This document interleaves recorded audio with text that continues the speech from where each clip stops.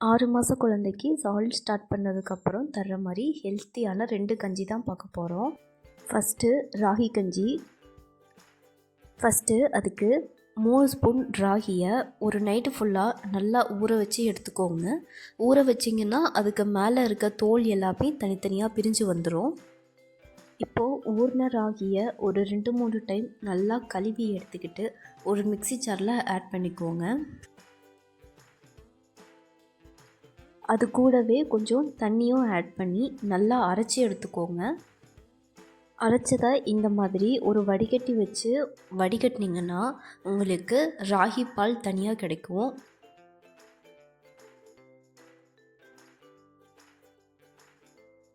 இப்போது மறுபடியும் இன்னும் கொஞ்சம் தண்ணி ஆட் பண்ணி மிச்சம் இருக்க ராகியை நல்லா அரைச்சி எடுத்து வடிகட்டி எடுத்து வச்சுக்கோங்க. ராகியில் இரும்பு சத்து, கால்சியம் சத்துன்னு எல்லாமே அதிகமாக இருக்குங்க. அதனால் குழந்தைங்களோட எலும்பு வளர்ச்சி, ரத்த அதிகரிப்பு எல்லாத்துக்குமே ராகி ரொம்பவே ஹெல்ப் பண்ணும்.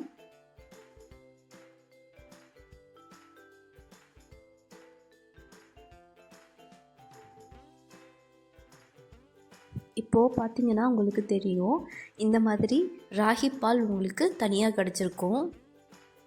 இப்போது ஒரு பாத்திரத்தில் தண்ணியை நல்லா கொதிக்க வச்சு அதில் தனியாக அரைச்சி எடுத்த ராகி பாலை நல்லா கலந்து விடுங்க. இந்த ராகி கஞ்சி தயார் பண்ணும்போது கவனிக்க வேண்டிய முக்கியமான 2 விஷயங்கள். கண்டிப்பாக இது குறைஞ்சது 5 நிமிஷமாவது வேகணும். அப்படி இல்லைன்னா ராகி பச்சை வாசம் அடிக்கும்.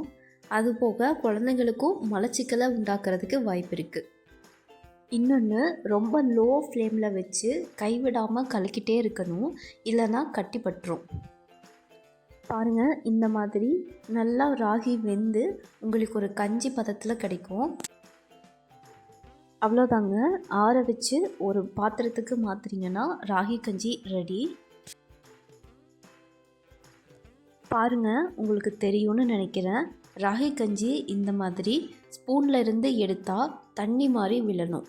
ரொம்ப கெட்டியாக இருந்துச்சுன்னா குழந்தைங்களுக்கு மலச்சிக்கல் ஏற்படுத்துறதுக்கு வாய்ப்பு இருக்குது.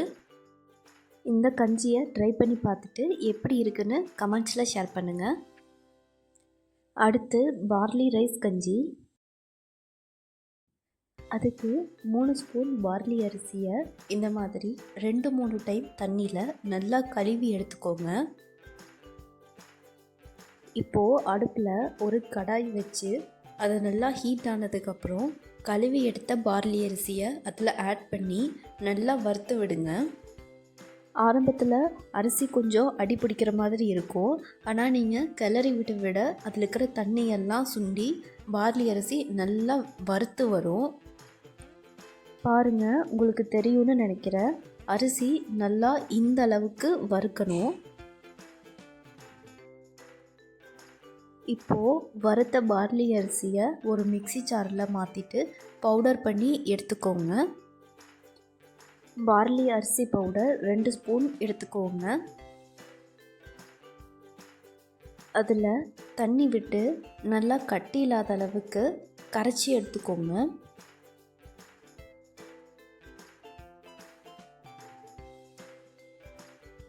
இப்போது ஒரு பாத்திரத்தில் தண்ணியை நல்லா கொதிக்க வச்சு அதில் கலந்து வச்ச பார்லி அரிசி பவுடர் கரைசலை ஊற்றுங்க. இந்த மாதிரி கைவிடாமல் கலக்கிட்டே இருங்க. பார்லி அரிசியில் நார்ச்சத்து அதிகமாக இருக்குது. அதனால் குழந்தைங்களுக்கு மலச்சிக்கல் வராமல் இருக்க இது உதவும். இதுவும் குறைஞ்சது ஒரு 5 நிமிஷத்துக்காவது நல்லா கொதிக்க விடணும். அப்போ தான் பார்லி அரிசி உங்களுக்கு வெந்து வரும். மிச்சம் இருக்க பார்லி ரைஸ் பவுடரை இந்த மாதிரி ஒரு டப்பாவில் சேவ் பண்ணிவிட்டு 1 வாரம் வரைக்கும் யூஸ் பண்ணிக்கலாம். பாருங்கள், இப்போது பார்லி ரைஸ் கஞ்சி ரெடி ஆயிடுச்சு. இந்த 2 கஞ்சியுமே உங்களுக்கு பிடிச்சிருக்குன்னு நினைக்கிறேன். பிடிச்சிருந்தா கண்டிப்பாக லைக் அண்ட் சப்ஸ்கிரைப் பண்ண மறந்துடாதீங்க.